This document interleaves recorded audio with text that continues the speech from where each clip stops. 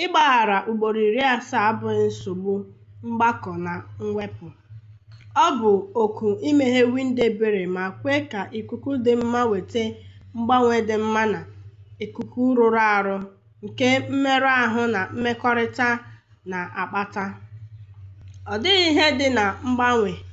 N'ebe a, anyị na-eche asịrị nke mgbaghara Chineke ihu.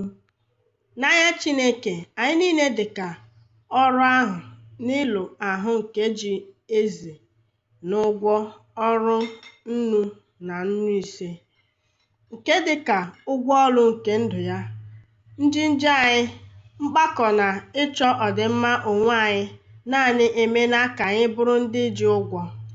Enweghị ike ịkwụ Chineke ụgwọ mgbe a tụrụ anya n'oke nke ezi omume.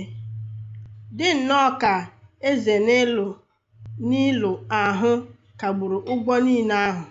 Chineke n'aha amara na-enye anyị mgbaghara na-erughị anyị, ndị na-erughị eru, ndị a na-ewetaghị na enweghị njedebe.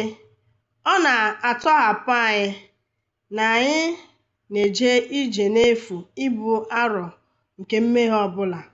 Ụtụtụ mara mma.